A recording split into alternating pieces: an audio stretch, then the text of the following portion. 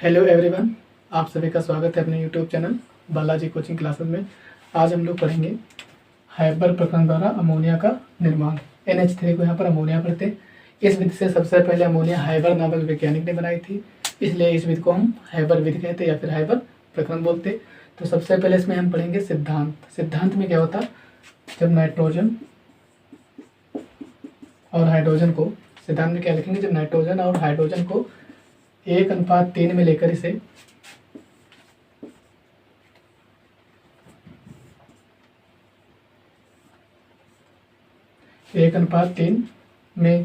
लेकर Fe उत्प्रेरक व MO वर्धक की उपस्थिति में, Fe उत्प्रेरक व MO वर्धक की उपस्थिति में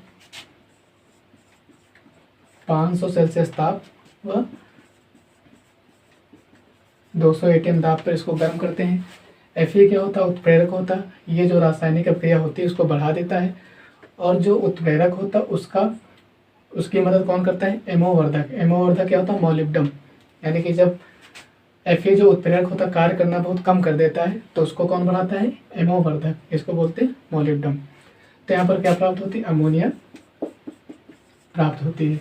तो यहाँ पर बैलेंस करने के लिए यहाँ पर 2 से गुणा कर देंगे, तो नाइट्रोजन के 2 हो गए, नाइट्रोजन के 2 यहाँ पर भी थे, तो हाइड्रोजन के 3 2 6 और 2 3 6, यानी कि हाइड्रोजन के भी 6 हो गए। इस तरह से क्या हुई, हाइब्रिड से अमोनिया प्राप्त होगी। यही हमारा सिद्धांत है। अब इसके बाद हम पढ़ेंगे विधि, यानी कि अमोनिया हम कैसे प्राप्त की जाती है, कैसे बनाई जाती है। तो सबसे पहले क्या होता है, यहाँ पर नाइट्रोजन और हाइड्रोजन को 1:3 में लेकर इसे कंप्रेसर द्वारा सबसे पहले उत्प्रेरक कक्ष में भेजा जाता है।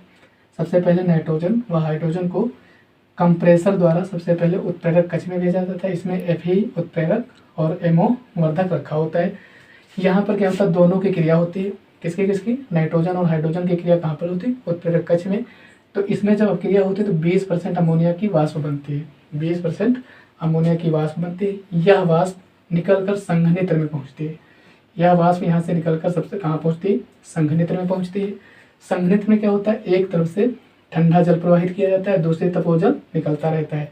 तो ठंडा जल इसलिए प्रवाहित किया जाता है कि यहाँ पर जो वाष्प पहुँचती है तो वह द्रवित हो जाती है, यानी कि जो वाष्प होगी ठंडा जल पाते ही वो द्रवावस्था में आ जाती है, इसलिए यहाँ पर लिखा है द्रवित अमोनिया। तो यहाँ पर वो संघनित होकर वहाँ पर जो गैस होती है वो द्रवावस्था में आ जाती है। लेकिन इसमें जो नाइट्रोजन और हाइड्रोजन का मिश्रण रह जाता है, नाइट्रोजन और हाइड्रोजन जो गैसें रह जाती हैं कुछ शेष, तो आगे चलकर फिर कहाँ पहुँचती है, परिचलन पंप द्वारा फिर से उत्प्रेरक कक्ष में आ जाती है। यहाँ पर इन दोनों की क्रिया, किसकी, नाइट्रोजन और हाइड्रोजन की क्रिया फिर से होती है, और पूर्ण रूप से अमोनिया में फिर से प्राप्त हो जाती है। पूर्ण रूप से अमोनिया में फिर से प्राप्त हो जाती है। इस तरह हमने देखा कि हाइब्रिड विधि से अमोनिया कैसे प्राप्त की जाती है।